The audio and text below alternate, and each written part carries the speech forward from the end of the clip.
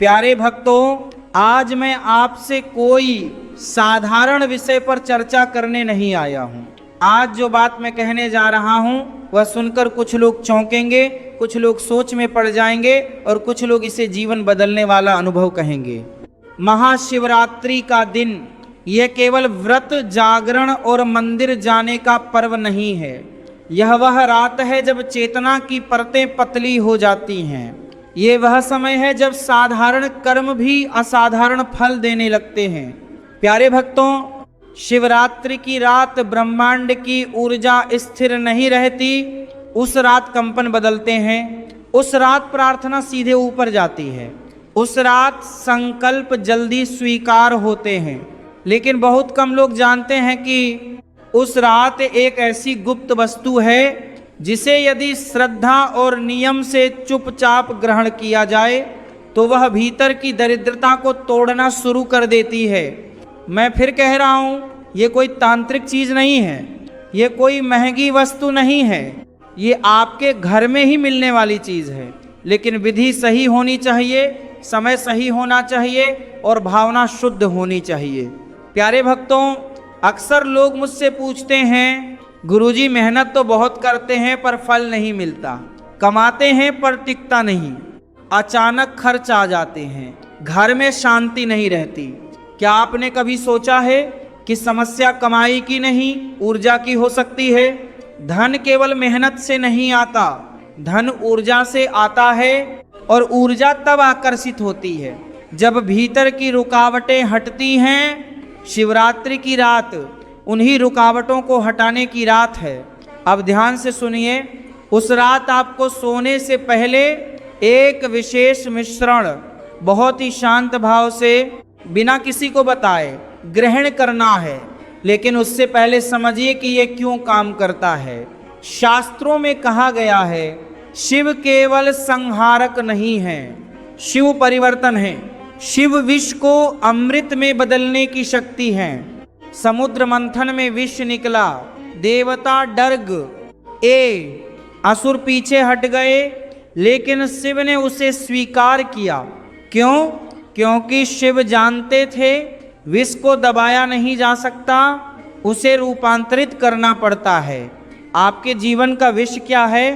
कर्ज, डर, असफलता का भय, नकारात्मक विचार, पूर्व कर्मों का बोझ। शिवरात्रि की रात आप उसी विष को भीतर से रूपांतरित करने की प्रक्रिया शुरू करते हैं। अब मैं आपको वह गुप्त वस्तु बताता हूँ, वह है शुद्ध शहद में मिला हुआ काला तिल। हाँ प्यारे भक्तों, साधारण सा शहद, साधारण सा काला तिल, पर जब ये दोनों शिवरात्रि की रात विशेष विधि से मिलते हैं तो ये साधारण नहीं रहते। अब समझिए इसका रहस्य। काला तिल शनि, कर्म और पितृ ऊर्जा का प्रतीक है।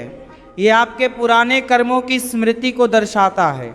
शहद माधुर्य, समन्वय और आकर्षण का प्रतीक है। ये कटुता को संतुलित करता है। जब आप काले तिल को शहद में मिलाते हैं तो आप प्रतीक रूप में अपने कठोर कर्मों को मधुरता में बदलने का संकल्प लेते हैं। लेकिन ध्यान रहे, ये केवल खाने का काम नहीं है, ये संकल्प का काम है। अब विधि सुनिए।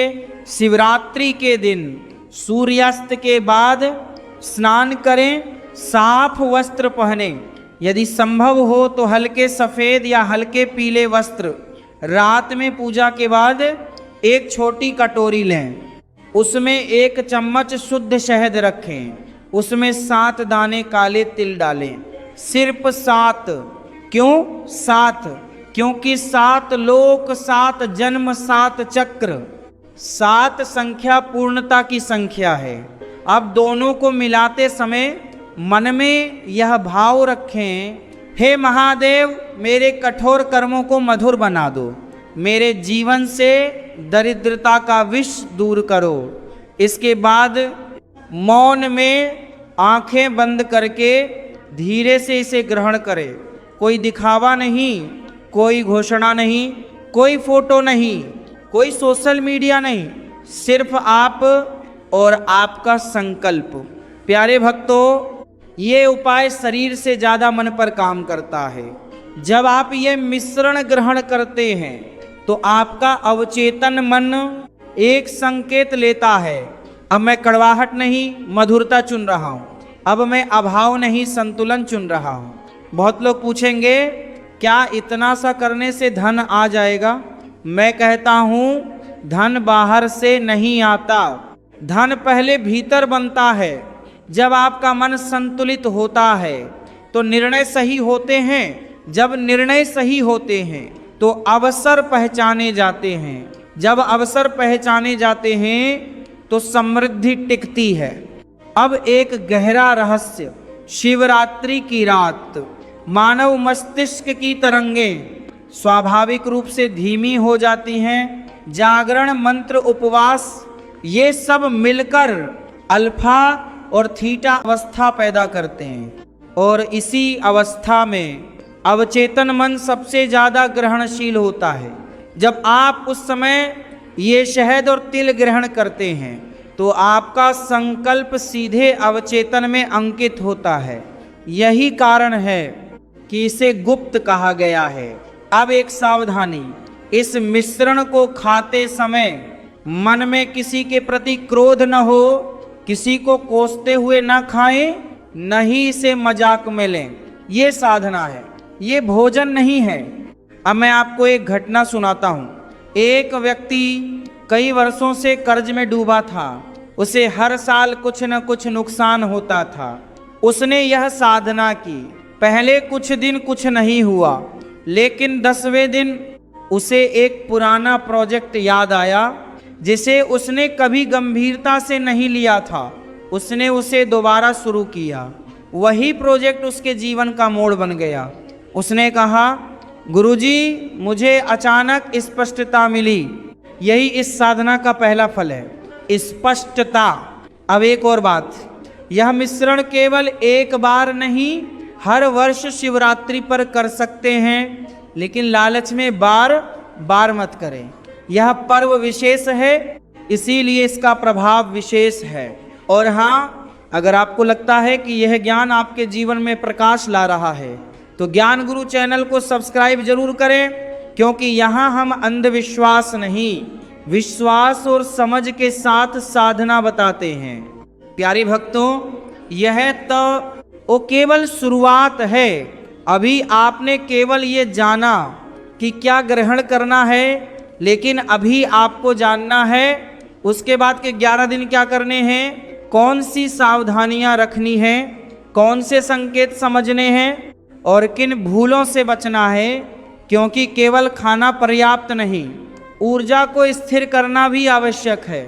आपने जाना कि शिवरात्रि की रात शहद और काले तिल का वह गुप्त मिश्रण केवल एक भोजन नहीं बल्कि एक संकल्प है। लेकिन बहुत लोग यही गलती कर देते हैं, वे सोचते हैं कि बस खा लिया और काम समाप्त। नहीं, वास्तविक प्रक्रिया तो उसके बाद शुरू होती है। जब आप शिवरात्रि की रात वह मिश्रण ग्रहण करते हैं तो आप अपने अवचेतन मन में एक बीज बोते हैं और हर बीज को अंकुरित होने के लिए समय, धैर्य और सही वातावरण चाहिए। अब ध्यान से सुनिए, शिवरात्रि के बाद के अगले 11 दिन अत्यंत महत्वपूर्ण होते हैं। इन्हीं दिनों में आपकी ऊर्जा पुनर्संरचित होती है। पहला नियम, इन 11 दिनों में किसी का अपमान न करें, क्योंकि शब्दों की कंपन सीधी ऊर्जा को प्रभावित करती है। दूसरा नियम, सुबह उठते ही नमः शिवाय कम से कम 21 बार जपें। ये जप उस संकल्प को स्थिर करता है जो आपने शिवरात्रि की रात लिया था। तीसरा नियम, इन दिनों में घर में अनावश्यक विवाद से बचें। यदि कोई बहस हो भी जाए तो आप मौन चुनें, क्योंकि मौन ऊर्जा को बचाता है। प्यारे भक्तों, दरिद्रता केवल पैसे की कमी नहीं होती, दरिद्रता सोच की भी होती है, दरिद्रता साहस की भी होती है, दरिद्रता निर्णय लेने की क्षमता की भी होती है। जब आप शहद और तिल का मिश्रण लेते हैं तो आप प्रतीक रूप में अपने कर्मों की कठोरता को मधुर बना रहे होते हैं। लेकिन अगर अगले ही दिन आप फिर क्रोध नकारात्मकता और शिकायत में डूब गए तो समझ लीजिए कि आपने बोया हुआ बीज स्वयं ही दबा दिया। अब मैं आपको 3 संकेत बताता हूं जिनसे समझ में आएगा कि प्रक्रिया शुरू हो चुकी है। पहला संकेत, आपके मन में अचानक कुछ पुराने अधूरे काम याद आने लगेंगे। ये संकेत है कि आपका अवचेतन मन सफाई शुरू कर चुका है। दूसरा संकेत, आपको कुछ लोगों से दूरी बनाने की इच्छा होगी। ये बुरा नहीं है, ये ऊर्जा का पुनर्संतुलन है। तीसरा संकेत, आपके भीतर एक नई स्पष्टता आएगी, जैसे धुंध हट रही हो। प्यारे साधकों, याद रखिए, धन चुंबक की तरह तब आकर्षित होता है जब आप स्वयं चुंबकीय बनते हैं, और चुंबकीय व्यक्ति वह है जिसके भीतर स्पष्टता, संतुलन और स्थिरता हो। अब एक और गहरी बात, शिवरात्रि की रात जो संकल्प लिया जाता है वह सीधा अनाहत चक्र और मणिपुर चक्र पर प्रभाव डालता है। मणिपुर चक्र आपके आत्मविश्वास और निर्णय शक्ति से जुड़ा है। जब ये संतुलित होता है तो व्यक्ति अवसर पहचानने लगता है। अक्सर लोग कहते हैं, गुरुजी कोई चमत्कार नहीं हुआ। मैं कहता हूँ सबसे बड़ा चमत्कार यह है कि आप बदलना शुरू कर दें। और अगर आपको ऐसे ही गहरे और संतुलित आध्यात्मिक ज्ञान चाहिए तो अभी ज्ञान गुरु चैनल को सब्सक्राइब करें, ताकि आने वाले हर विशेष उपाय और रहस्य आप तक समय पर पहुंच सकें। प्यारे भक्तों, अब एक अत्यंत महत्वपूर्ण सावधानी, इस उपाय को लालच में न करें। यदि मन में केवल पैसा ही घूम रहा है तो परिणाम सीमित हो जाएंगे। इसके बजाय यह भावना रखें, हे महादेव मुझे योग्य बनाओ। योग्यता आएगी तो धन स्वयं आएगा। अब आगे के 21 दिनों की प्रक्रिया समझिए। इन 21 दिनों में आपको हर शुक्रवार किसी एक जरूरतमंद को मीठा खिलाना है। ये आपके भीतर की मधुरता को बाहर की दुनिया से जोड़ता है। और हर सोमवार शिवलिंग पर जल अर्पित करना है।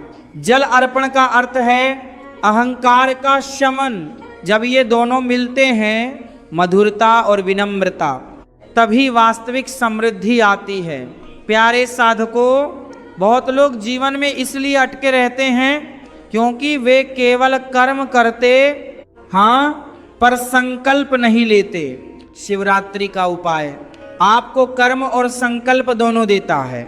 अब मैं आपको एक और रहस्य बताता हूँ। जब आप उस रात शहद और तिल ग्रहण करते हैं तो उसके बाद 5 मिनट तक अपने जीवन की वो स्थिति कल्पना करें जहां आप कर्ज से मुक्त हैं, जहां घर में शांति है, जहां मन संतुलित है। मस्तिष्क कल्पना और वास्तविकता में अंतर कम करता है और वही कल्पना धीरे धीरे व्यवहार बनती है। यही कारण है कि यह उपाय केवल धार्मिक नहीं, मनोवैज्ञानिक भी है। प्यारे भक्तों, धन वहीं टिकता है जहां सम्मान हो, जहां संयम हो, जहां संतुलन हो। अगर आपने ये साधना श्रद्धा से की तो आने वाले महीनों में आप पाएंगे कि खर्च नियंत्रित होने लगे हैं, निर्णय स्पष्ट होने लगे हैं और अवसर स्वयं आने लगे हैं। लेकिन एक अंतिम चेतावनी, किसी को चुनौती देने के लिए मत करें, किसी को साबित करने के लिए मत करें, सिर्फ अपने भीतर के परिवर्तन के लिए करें, क्योंकि शिव साक्षी हैं। शिव भावना देखते हैं, प्रदर्शन नहीं। प्यारे साधकों, यदि आपको आज की यह पूरी साधना उपयोगी लगी तो इसे केवल अपने तक सीमित मत रखिए, ऐसे लोगों तक पहुंचाइए जो निराशा में हैं, जो कर्ज में हैं, जो मानसिक रूप से थक चुके हैं। और ज्ञान गुरु चैनल से जुड़े रहिए, क्योंकि यहाँ हर उपाय का आधार शास्त्र, मनोविज्ञान और अनुभव है। अब अंत में बस इतना, शिवरात्रि की रात केवल जागते मत रहना, अपने भीतर भी जागना। केवल व्रत मत रखना, अपने विचारों को भी शुद्ध करना। केवल मंत्र मत जपना, अपने कर्मों को भी संतुलित करना। तभी यह गुप्त चीज वास्तव में प्रभाव दिखाएगी। महादेव आप पर कृपा करें, आपके जीवन से अभाव दूर हो, आपके घर में संतुलन आए, आपके मन में शांति आए। हर हर महादेव।